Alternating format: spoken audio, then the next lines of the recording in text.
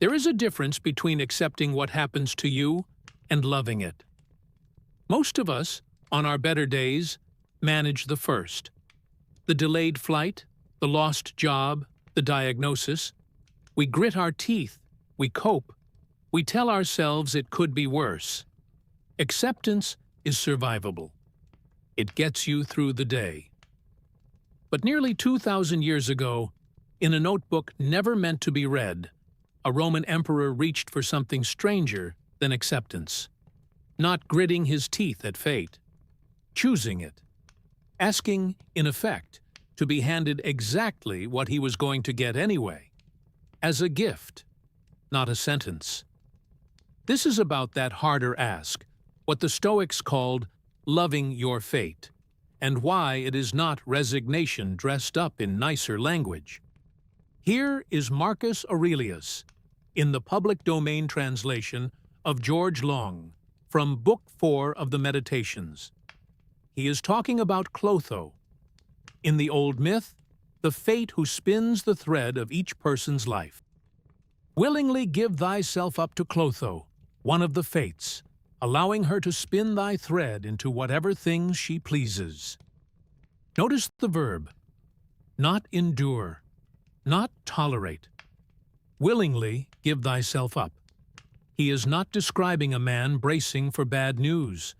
He is describing a man handing over the reins before he even knows where the road goes, because he has already decided in advance that wherever it goes is where he is willing to be. This is not fatalism in the lazy sense, throwing up your hands because nothing matters. Marcus spent his whole life working, governing, campaigning, writing himself instructions at midnight to be a better man by morning. The willingness is not instead of effort. It sits underneath the effort, so that whatever effort produces, win or lose, he is not at war with the result. A few lines later in the same book, he pushes the idea one step further, and this is where it stops being merely accepting and starts being something closer to love.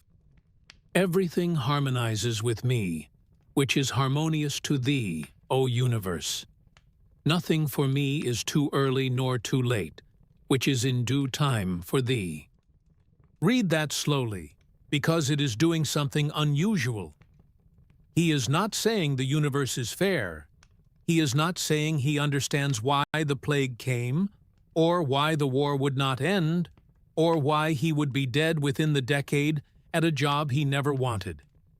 He is saying, whatever timing you keep, I will treat as my timing too. This only makes sense if you believe, as the Stoics did, that the same reason ordering the universe also runs through you, that you are not a visitor to nature being pushed around by it, but a part of it, and its outcomes, however hard, are not foreign to you. Fighting the timing of the universe on this view is fighting a piece of yourself. Loving your fate, then, is not pretending the hard thing is secretly good.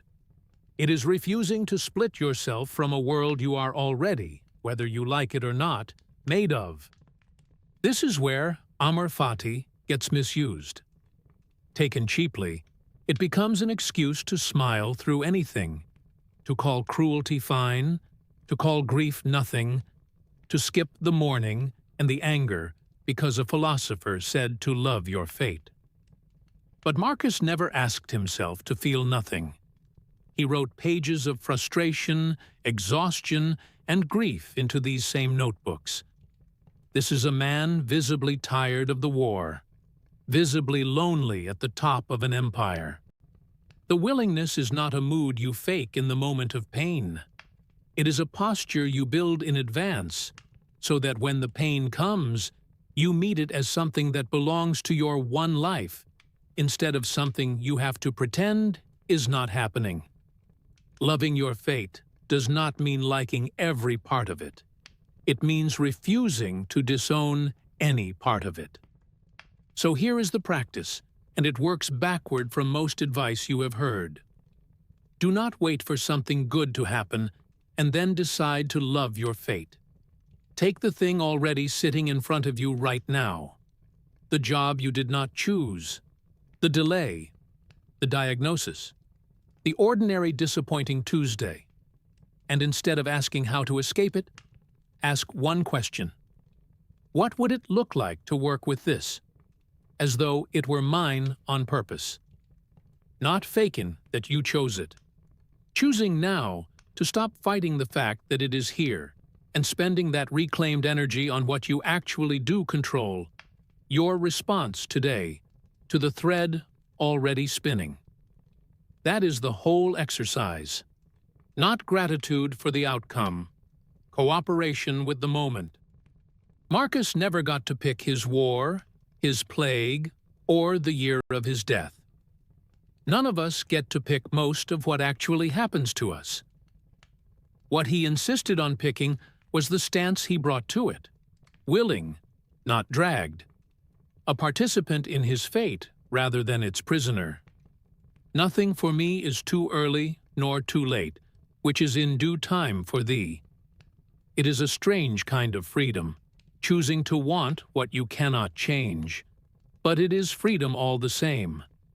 Maybe the only kind that was ever actually on offer. I'm glad you sat with this one.